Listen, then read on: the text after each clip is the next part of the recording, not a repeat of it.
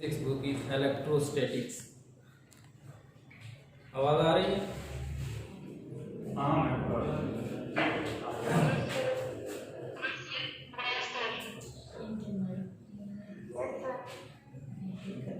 मैंने उनके mic off कर दी।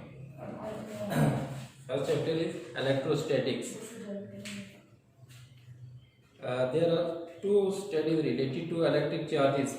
दो तरह की स्टडीज हम करते हैं चार्जेस के रिलेटेड। एक होता है इलेक्ट्रोस्टैटिक्स और दूसरा कौन सा होता है electrodynamics. Electrostatics is the study of charges at rest. The branch of physics which deals with the study of charges at rest is called electrostatics. And electrodynamics, the study of charges in motion is called electrodynamics. Electrodynamics is also called current electricity. Electrodynamics को current electricity भी कहते हैं। तो electrostatic है the study of charges at rest is called electrostatics. सबसे पहले जो electric charge का कंसेप्ट, इलेक्ट्रिक चार्ज क्या होता है? What is electric charge?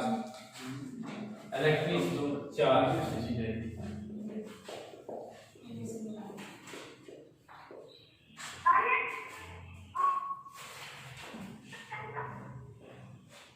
जब भी हम दो ऑब्जेक्ट्स को एक दूसरे के साथ रब करते हैं, आपने ऑब्जर्व किया होगा कि जब आप कंघी करके बालू को तो कागज़ के पीसीस के पास ले जाएं तो वो उनको अट्रैक्ट करता है। इसी तरह बहुत सारे इस तरह के मटेरियल हैं। ग्लास रॉड को जब सिल्क क्लॉथ पे रब करते हैं तो वो भी एक दूसरे को क्या करते हैं? अट्रैक्ट करते हैं। तो ये जो प्रॉपर्टी होती है बॉडीज़ को रब करके एक दूसरे को अट्रैक्ट करने की,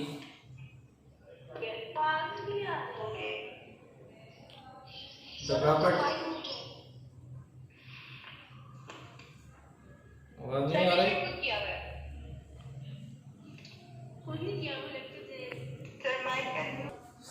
इलेक्ट्रोस्टैटिक्स की डेफिनेशन सुन ली थी।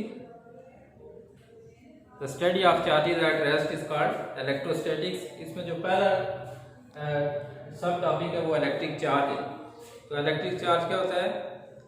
क्या the property of the material gained by object when two materials are rubbed with each other. जब दो मटेरियल को एक दूसरे के साथ रब करते हैं तो उनमें एक दूसरे को जो अट्रैक्ट करने की एबिलिटी होती है उसको क्या कहते हैं? इलेक्ट्रिक चार्ज कहते हैं। और इसकी जो कॉमन एग्जांपल है वो मैंने आपको बताया कि जब आप बालू को कंघी करके कागज़ के छोटे छोटे टुकड़े उनके पास ले जाएं तो वो कम उनसे चिमट जाते हैं, उससे क्या होते हैं? उसकी तरफ अट्रैक्ट होते हैं। इसी तरह जब ग्लास रॉड को सिल्क क्लॉथ के ऊपर रब करके तो उसके पास ले जाएं तो वो भी एक दूसरे को क्या करते हैं? अट्रैक्ट करते हैं। तो ये जो अट्रैक्ट करने की एबिलिटी होती है, कैरेक्टरिस्टिक्स, इसको क्या कहते हैं? इलेक्ट्रिक चार्ज कहते हैं। इसके बारे में जो मॉडर्न व्यू है कि ये आप ये कहेंगे कि जब ग्लास रॉड को रब करेंगे सिल्क क्लॉथ पे तो ग्लास रॉड इज इलेक्ट्रीफाइड, वो क्या हो गया है? चार्ज हो गया है। तो इसके बारे में इसकी जो मॉडर्न एक्सप्लेनेशन है वो क्या है? मॉडर्न एक्सप्लेनेशन ऑफ इलेक्ट्रिफिकेशन, कि कैसे रब करने से चीज़ें चार्ज हो जाती हैं। आपको पता है कि एटम जो है ओवरऑल क्या होता है? न्यूट्रल होता है। उसमें नंबर ऑफ इलेक्ट्रॉन्स और प्रोटॉन्स क्या होते हैं? इक्वल होते हैं। ओवरऑल कोई भी एटम है वो न्यूट्रल है। कोई भी मटेरियल जो है, ग्लास रॉड भी रब करने से पहले न्यूट्रल है और सिल्क क्लॉथ भी क्या होता है? न्यूट्रल होता है। इसलिए कि उसमें number of protons in the nucleus और number of electrons in the outer shells are equal. तो जब आप रब करते हैं तो एक बॉडी जो जिसके लूजली बाउंड इलेक्ट्रॉन होंगे वो इलेक्ट्रॉन लूज करेगा और जो दूसरा बॉडी होगा वो क्या करेगा? इलेक्ट्रॉन गेन करेगा। तो जो इलेक्ट्रॉन लूज करेगा उसके मतलब है उस पर पॉजिटिव चार्ज आएगा क्योंकि उससे एक इलेक्ट्रॉन क्या हो गया? निकल गया। और जिस पे इलेक्ट्रॉन जाएगा वो क्या करेगा? इलेक्ट्रॉन उस पर नेगेटिव चार्ज आ जाएगा। सपोज करें ये कोई एटम है, उसके न्यूक्लियस में सपोज करें 8 प्रोटॉन है, उसके 8 ही इलेक्ट्रॉन होंगे। तो ये एक और एटम है उसमें 10 क्या है? सपोज करें 10 प्रोटॉन है और आउटर उसके शेल में 8 इलेक्ट्रॉन होंगे। सपोज करें यहाँ से एक इलेक्ट्रॉन इधर आ जाता है तो इसका मतलब है यहाँ पे इस पे 9 इलेक्ट्रॉन होंगे, इस पे कितने रहेंगे? 9 रहेंगे। इस पे एक पॉजिटिव चार्ज एक्स्ट्रा हो गया, इसका मतलब है इस पे पॉजिटिव चार्ज आ गया, इस पे एक इलेक्ट्रॉन एक्स्ट्रा हो गया, इस पे क्या आ गया, नेगेटिव चार्ज आ गया। तो ये मॉडर्न व्यू ऑफ इलेक्ट्रिफिकेशन की उसकी एक्सप्लेनेशन कैसे चार्ज होती है रब करने से, शेयरिंग ऑफ इलेक्ट्रॉन्स होती है, एक बॉडी इलेक्ट्रॉन लूज करता है, दूसरा बॉडी इलेक्ट्रॉन गेन करता है, इस तरह क्या हो जाती है बॉडी रब करने से चार्ज हो जाती है। This is called modern view of electrification. Next है जी बेसिक लॉ ऑफ इलेक्ट्रोस्टैटिक्स क्या है, दो एक ही लॉ। लाइक चार्जेस आपको पता है क्या करते हैं, एक दूसरे को रिपेल करते हैं, और अनलाइक चार्जेस क्या करते हैं, अट्रैक्ट करते हैं। Like charges repel each other and unlike charges attract each other. This is called basic law of electrostatics.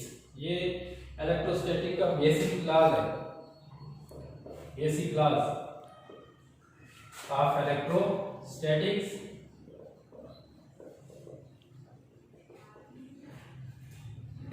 Like charges repel each other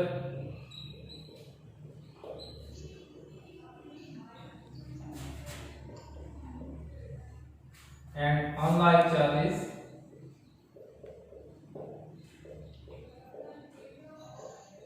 attract each other.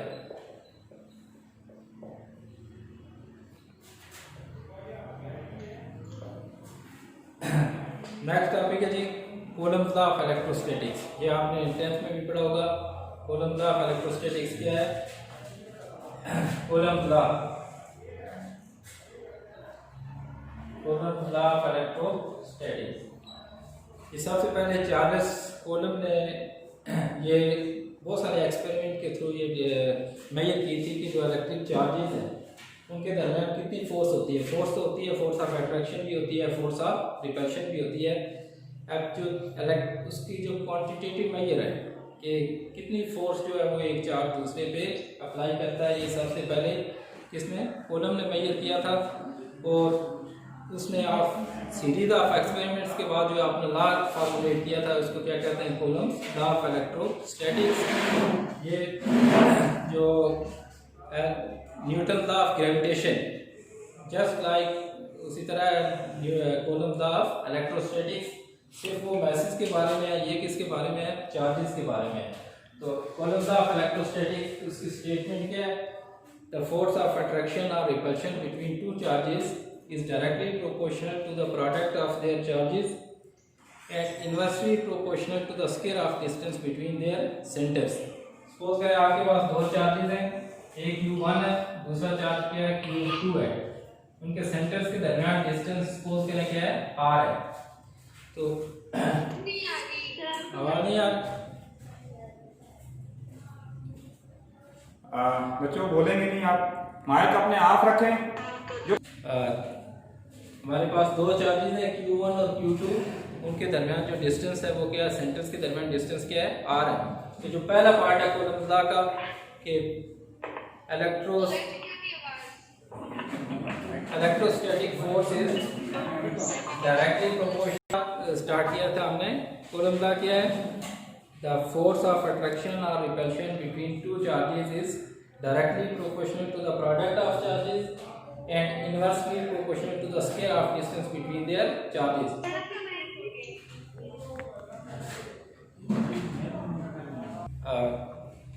तो पहला जो पार्ट है इसका फोर्स है, फिर directly proportional to the product of charges. Charges एक Q1 है, दूसरा Q2 है, उनका प्रोडक्ट क्या होगा, Q1 Q2।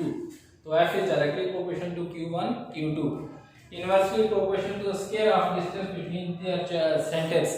तो क्या होगा, F is inversely proportional to R square। दोनों को जब कंबाइन करके लिखते हैं तो क्या आ जाएगा, F is directly proportional to Q1 Q2 और R square। अब साइन ऑफ प्रोपोर्शनलिटी को जब इक्वलिटी में चेंज करते हैं तो साथ क्या लिखेंगे, कांस्टेंट लिखेंगे, K लिखा जाएगा, K Q1 Q2 और R square। ये जो K है कांस्टेंट ऑफ प्रोपोर्शनलिटी, इसको क्या कहते हैं, कूलम्स कांस्टेंट कहते हैं। और इसकी वैल्यू क्या होती है, फॉर फ्री स्पेस इसकी वैल्यू होती है K is equal to 1/4 pi epsilon naught. ये जो एप्सिलॉन नॉट है ये क्या है, कांस्टेंट है, इसके कहते हैं परमिटिविटी ऑफ फ्री स्पेस। तो तो इसकी जो वैल्यू होती है एप्सिलॉन नॉट की 8.85 × 10⁻12 न्यूटन मीटर स्क्वायर पर कूलम स्क्वायर, कूलम स्क्वायर पर न्यूटन मीटर स्क्वायर। तो इसको जब यहाँ पे पुट करेंगे 1/4 एप्सिलॉन नॉट में, तो k की जो वैल्यू इसको कैलकुलेट करेंगे तो k की वैल्यू आ जाती है k = 9 × 10⁻9 न्यूटन मीटर स्क्वायर पर कूलम स्क्वायर। तो ये कांस्टेंट ऑफ प्रोपोर्शनलिटी है, इसको कूलम्स कांस्टेंट भी कहते हैं, k से इसको डिनोट करते हैं।